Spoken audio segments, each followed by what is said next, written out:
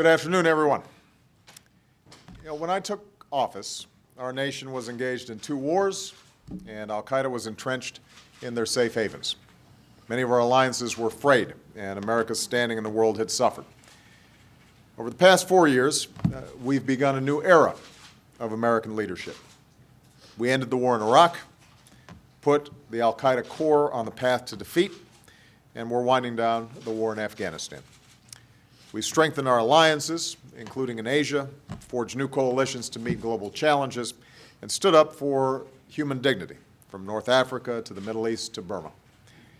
We still, of course, face great challenges, but today I can say with pride that the United States is safer, stronger, and more respected in the world. In this work, I've been grateful for an extraordinary national security team. Tom Donilon has been a part of that, and I'm grateful to him. Of course, one of the most important people in this whole transformation has been our outstanding Secretary of State, my friend, Secretary Hillary Clinton. Hillary wanted very much to be here today, but she continues to recuperate. I had a chance to talk to her earlier today, and she is in good spirits and could not be more excited about the announcement that I'm making. Over the last 4 years, Hillary's been everywhere, both in terms of her travels, which have seen her represent America in more countries than any previous Secretary of State, and through her tireless work to restore our global leadership. And she's looking forward to getting back to work, and I am looking forward to paying tribute to her extraordinary service in the days to come. Today, though, I'm looking ahead to my second term, and I am very proud to announce my choice for America's next Secretary of State, John Kerry. In a sense, John's entire life has prepared him for this role. As the son of a Foreign Service officer, he has a deep respect for the men and women of the State Department, the role they play in advancing our interests and values, the risks that they undertake, and the sacrifices that they make along with their families. Having served with valor in Vietnam, he understands that we have a responsibility to use American power wisely, especially our military power. And he knows from personal experience that when we send our troops into harm's way, we must give them the sound strategy, a clear mission, and the resources that they need to get the job done. In an extraordinarily distinguished Senate career, and as chairman of the Foreign Relations Committee, John's played a central role in every major foreign policy debate for nearly 30 years. As we turn the page on a decade of war, he understands that we've got to harness all elements of American power and ensure that they're working together. Diplomatic and development, economic and political, military and intelligence, as well as the power of our values, which inspire so many people around the world. As John has said, we are an exceptional nation not because we say we are, but because we do exceptional things. And I'd say that one of the more exceptional things we've seen in recent decades was when John helped lead the way, along with folks like John McCain and others, to restore our diplomatic ties with Vietnam. And when he returned to the country where he and so many others had fought so long ago, it sent a powerful message of progress and of healing. Over these many years, John's earned the respect and confidence of leaders around the world. He is not going to need a lot of on-the-job training. He has earned the respect and trust of his Senate colleagues, Democrats and Republicans.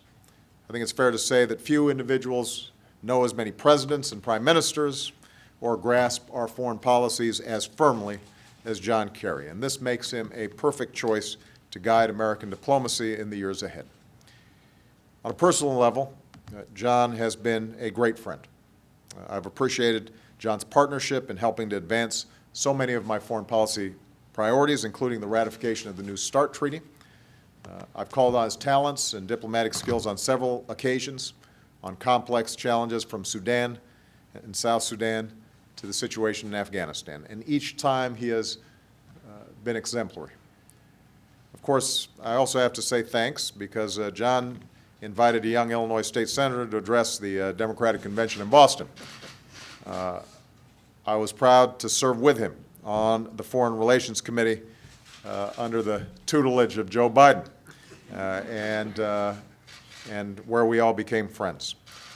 But of course, nothing brings two people closer together than weeks of debate prep.